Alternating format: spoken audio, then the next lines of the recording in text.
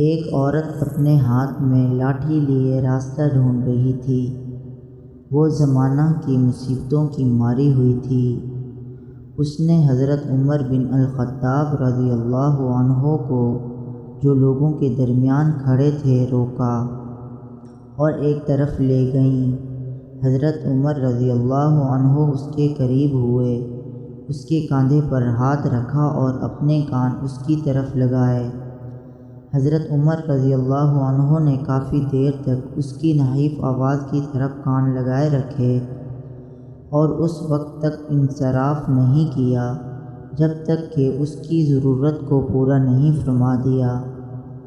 اس کے بعد جب حضرت عمر رضی اللہ عنہ ان لوگوں کی طرف واپس آئے جو کافی دیر سے کھڑے ان کا انتظار کر رہے تھے، تو کسی آدمی نے کہا، اے امیر المؤمنین، آپ رضی اللہ عنہ نے اس بڑھیا کی خاطر قریش کے آدمیوں کو روکے رکھا۔ حضرت عمر رضی اللہ عنہ نے فرمایا کہ تیرا ناس ہو، جانتے بھی ہو کہ یہ بڑھیا کون تھی؟ اس آدمی نے کہا کہ میں نہیں جانتا۔ حضرت عمر رضی اللہ عنہ نے فرمایا کہ یہ وہ خاتون ہیں جن کا شکوہ اللہ تعالیٰ نے ساتوں آسمان کے اوپر سنا۔ یہ خولہ بنت ثعلبہ رضی اللہ عنہا ہیں۔